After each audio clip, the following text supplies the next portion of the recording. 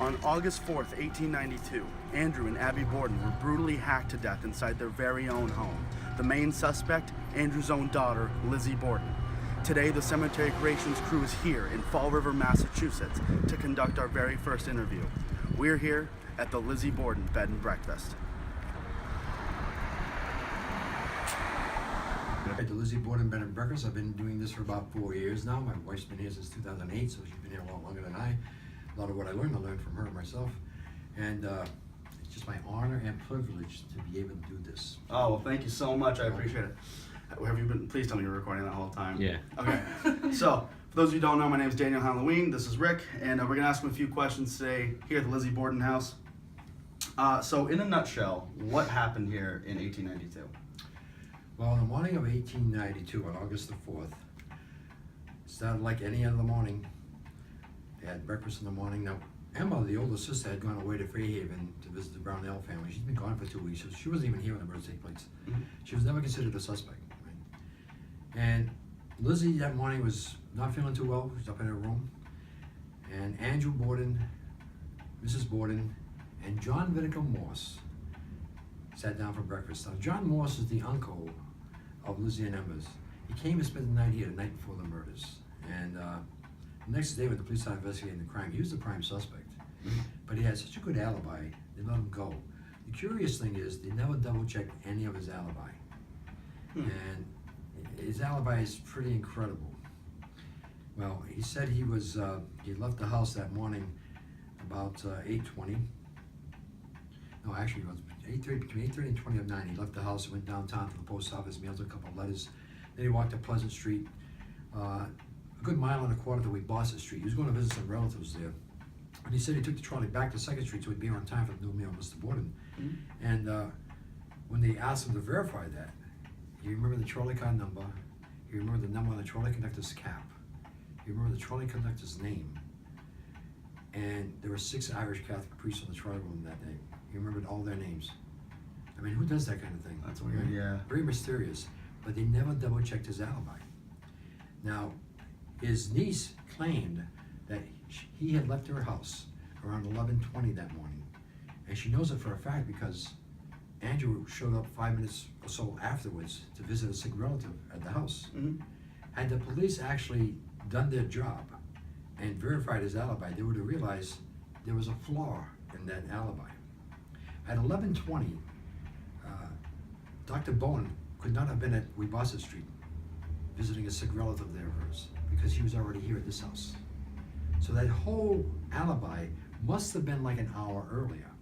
John Morse must have left her house around 10:20, not 11:20. Because Dr. Bowen arrived at her house around 10:30. And the police never double verified any of that, and it went unnoticed for years and years and years. And you wonder, that hour difference would have allotted him enough time to have committed both murders. But of course, once they latched onto Lizzie, they couldn't care about anybody else. They just went with Lizzie, you know? Right. Well, that morning after breakfast, Abby tells Bridget Sullivan, the maid, that she wants the windows on the first floor washed outside and in. So Abby Abby sent her out. Bridget Sullivan was actually outside on the south side of the house washing the outside windows and carrying on a conversation with the maid next door while Abby was being murdered upstairs. So she got a pretty good alibi. And when Andrew left the house around 9 o'clock, he and John Morse had agreed to come back here for the noon meal. When Andrew arrived back at the house for the noon meal, he normally would be back at the house around 11:45. But this particular day, he comes home earlier than normal. He's here between 10:30 and 20 of 11, which is a good hour and 10, 15 minutes earlier than normal time. And quite frankly, I'm of the opinion that Andrew was not supposed to be murdered at all that day. He just comes home too soon. Maybe he stumbles into something. Well, after breakfast that morning, Andrew left, John Morse had left, and it was only Lizzie and Emma in the house. Lizzie and Mrs. Borden in the house. And Mrs. Borden decided she's going to go upstairs and clean the guest room. Uncle John had slept the night before. So she went upstairs. Lizzie claimed that she was either in the kitchen ironing handkerchiefs, or she was in the dining room ironing handkerchiefs, or in the kitchen heating the flat on the stove, reading a magazine. And she even mentioned she may have gone downstairs to the washroom for 2 or 3 minutes. But in all that time, she said she never heard anything unusual. So when the police started investigating, they realized, of course, it's only her and her stepmother in the house. Who else could have done it, right? Right. But her lawyers did a remarkable job of convincing, or at least instilling into the minds of each juror, even any possibility of reasonable doubt. There were several different interesting pieces of evidence that they had as well. Several people in the neighborhood saw a strange man lurking near the Borden property that morning. A man at the livery stable up the street saw a horse and carriage parked right in front of the house for 2 hours the murders occurred. And she even mentioned she may have gone downstairs to use the washroom for 2 or 3 minutes. And wherever she was, the police actually found the bulkhead door to the basement ajar. So when she went downstairs, she actually opened up the basement door and let someone in. That's a possibility too. There's so many different aspects to this case that once you start investigating and get into it, you begin to wonder if she did it at all. Right. If somebody else was involved in it. So it's a very mysterious case. But the fact is that Andrew and Abby were brutally murdered. And Lizzie was arrested. She was tried and found not guilty. And after the trial, her and Emma, they left this house, got a house up in the Highlands where they lived for quite a number of years. Lizzie and Emma lived in that house together up in the Highlands at Maplecroft for about 12 years together. And Emma finally, she had enough, because no one in the city's associating with her. Right. So Lizzie would go out of town. She'd go to Boston, New York, far away as Washington, D.C. She loved the theater. She'd go to the theater, go backstage, make acquaintances with all these actors and actresses. And when she moved to Maplecroft, she changed her name from Lizzie to Lizbeth. And she became known as Lizbeth of Maplecroft. She even had calling cards made out. So she'd meet all these people, and she'd give them her card, and she'd say, listen, if you ever perform in Forever, let me know. I'll have a reception at my house for you. And that's what she was doing. Like every other week, she was having a big reception at the house. And by that time, Emma had enough of it. She packed her bags and left. She finally settled down in Newmarket, New Hampshire, where she lived out the rest of her life under assumed names and nobody would bother her. But Lizzie stays here in the city. She has her servants, small circle of friends. She once told one of her friends the reason why she stayed here in Forever. She wanted to be here in the city when the true killers were found, so that she could face all of her friends that abandoned her after the trial. The whole community kind of shunned against her. She was ostracized by society. But she lived her life here, and she stayed here until she died on June the 1st, 1927. She died of complications of gallbladder surgery she had had the year before. She had pneumonia at the time, but I believe the official cause of death was heart failure. And ironically, Lizzie and Emma are 9 years apart in age. 9 days after Lizzie died, Emma died on June the 10th, 1927 of kidney failure. And both sisters, along with the rest of the family, are buried up at Oak Grove Cemetery here in Forever. And if you ever get a chance to check that out, it's a pretty interesting gravesite. They have grave markers there. Yeah. But the 2 grave markers you may not recognize. If you're looking for Lizzie, you're not going to find it because she changed her name to Elizabeth. Yeah. The other grave marker you may not recognize is Alice. Alice Esther would have been a middle sister between Lizzie and Emma. She died at the age of 2 years old of water in the brain, unfortunately. She died before Elizabeth was even born. Oh, wow. The whole family's buried up there. Yeah, we had gone there back in April. Took us forever to find it because we went from the back of the cemetery. You got lost there. Oh, we got lost hardcore for like a good hour. It's No doubt. massive, yeah. But it's a great old house. I mean, it's an amazing old house. And I would just suggest if you're into the story and if you've done any research at all, come to this house and actually sit in this couch or wherever. Yeah. Once you're in the house and you see how close everything is, you have to wonder, how can no one hear anything that's going on in this house? Right. It's pretty incredible. It's definitely creepy. So when was the house converted into a bed and breakfast? Well, back in 1996, on August the 4th, it was open for the very first time for tours. Mm-hmm. And let's see, Leanne Wilbur and Donald Woods bought the property in 2004, and they spent over $500,000 restoration of the house. And it's an amazing old house. And 97% of everything you're going to see in this house is all antiques. All dates back to the late 1800s, early 1900s. Wow, yeah. It's an amazing old house. And there aren't too many crime scenes in the entire world that you can go to that are still intact, basically as it was when it happened, Yeah. And we get a lot of different classes from different colleges that come here. It's a fascinating house. They claim that we get over 10,000 people a year that walk through this house. Sometimes it seems like it's more than that. But for Halloween, no other better place to come. Come visit us here at the old house. It's a great experience, and you love it. And it's even better if you spend the night someday. Oh, absolutely. That's our next plan, is to spend the night. We'd be more than happy to have you here. Oh, I bet. So is the house haunted, and if so, have you experienced anything? I've experienced some things in the house, in my opinion, yeah, it is. I never believed any of that stuff until my very first night here. My wife had been giving tours for about 2 years, and she used to come home and tell me, hey, you should have seen what I saw today. What are you talking about? Your mind's probably playing tricks on you. Right. It's an old house, it's reputed to be haunted, so every little thing you hear and see is probably gonna seem haunted. She says, well, you don't know. You're not there. Why don't you come spend the night with me? Well, I put her off for a while, but then finally I said, okay. So in February 2010, we came and spent the night here in the house by ourselves, just her and I. Yeah. And she brought a bunch of her equipment from a friend of hers that does investigating, and we had been through the entire house, and she gave me a digital temperature gauge. That's the only thing I had. She told me, make sure you let me know if there's any fluctuation in any temperatures in any of the rooms. Well, we had been through the entire house, we weren't getting much of anything. And I can tell you the base temperature in every room was 72 degrees throughout the house. Mm-hmm. Finally, it's like 3 o'clock in the morning when nothing's happening. We came and sat down here. I was sitting over there in that chair. My wife was sitting in that chair there. I was close to the radiator. And this was in February, so it's 72 degrees, radiator's on. She says, we might as well go to bed, there's nothing happening.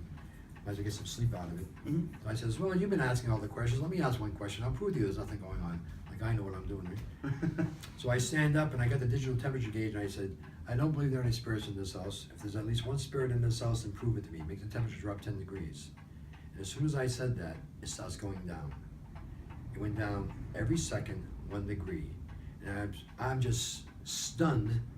My whole thinking, everything's just kind of like, oh my God, what's going on here? Right. I show my wife, I said, look at that, it's going down. I look back at it, it's already down to 60 degrees. It had gone down from 72 to 60 degrees. I only asked for 10, it's already gone down 12. And my mind is racing, I'm thinking, oh my God, I'm gonna freeze to death here. I said, thank you very much. Right back up to 72, no cold air in the house. That was my first experience. And my wife says to me, well, you ready to go to bed? I said, yep, let's go home. But since then, since working here, I've had several different experiences in the house. The overnight guests are here.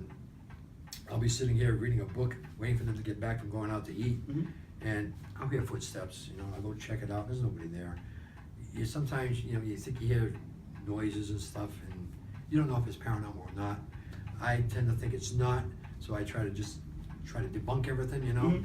And if you're gonna stay in this house, you have to try to debunk anything you see. But it just happens. I mean, we're just sharing a space with them, so. Right. And they don't come out all the time. It's, usually when we have paranormal groups that come in here and they stir up trouble, that's when we usually have days afterwards that things are going on, lights going on and off by themselves, things being moved around on you, But you take it with stride. I mean, this is part of the atmosphere of the house. It's the house. Right. So, and working here, you get so used to it, it doesn't, somebody will say, did you hear that? I said, no, don't worry about it. It's just them. It's okay. Don't worry about it. And we have several spirits here. We don't know how many are in the house. On the 3rd floor, in the attic, there are several spirits up there. We have children up there. We have one of the old caretakers. His name is Michael. He's up there. And people see shadow figures. Mm-hmm. My wife has seen shadow figures all the time. But if you want to take a quick 2-second break, I'll show you some extraordinary pictures. Yeah, I'd love to.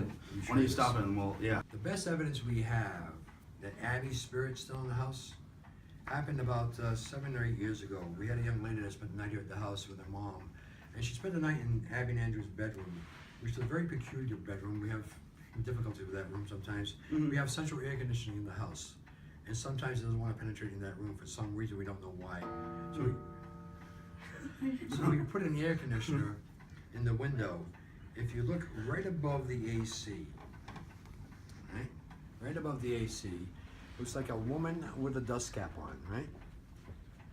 Now, she took this picture the next day in the morning before they left the house, and we had photography experts look at this, and it's supposed to be the genuine thing. We think it's the best evidence that Abby's spirit's still in the house. Wow. That's so real. That's looking. crazy. And here's a close-up. Oh my goodness. Wow. That is nuts. That's crazy. Wow. There's a lot of detail in that too. Yeah, there is. I mean, that's probably the best evidence we have. I mean, we had looked at it for that, right, photography experts and everything, and it's a genuine thing, so. Do you have to zoom in on We this? think it's the best evidence that her spirit's still in the house. Yeah. We know Andrew's here, he owns the house, and he's a character himself, there's Andrew there. Wow. Thank So, you. oh, you're welcome. So if you really want to come and check out the house, do so. You can take pictures in the house, take as many as you like. The only thing we don't allow is audio taping or videotaping during the tour itself. But come to the house, take a tour, and bring your camera with you.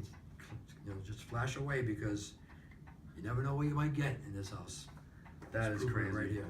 Wow. Yeah, that's like I said, that's our next step is Yeah. to spend the night. Wow. So we have a few fan questions for you. Sure thing. We only have about 3. So this is from Noelle Rollins, and she asks, how much of the house is original? Noel, the entire house is original. We had to use black and white photos and documentation to recreate the house the way it looked back then, but the house itself is the house. This is where it all happened. Yep. All the woodwork that's in the house is all original. The staircases, you walk up the very same staircase that they walked up that morning. 97%, like I say, of everything in the house is all antiques, and it all blends in well. And it's just an extraordinary house to come and see. Yeah. And just to be here where all this happened is incredible. There aren't too many crime scenes, like I say, in the entire world that you can go to and still see it's pretty much intact. Right. So Deborah Nelson Hadlock asks, when is the soonest availability for renting a room?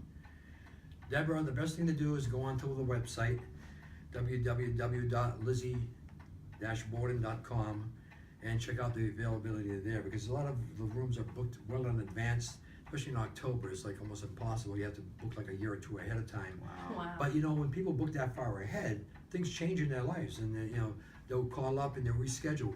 They'll cancel and reschedule, so you can pick up a room here and there, at that time. So you have to go on there and check it daily, whatever you can. Especially if you're gonna be in the area, just check it daily. You might pop up with an availability and just call us right away. There you go. Pretty cool. And our last fan question is from Megan Arsenal. I hope I'm pronouncing that right. She asks, have the owners considered selling the house due to the reported hauntings? No. I didn't think so. That's kind of like an added feature for the house, Right.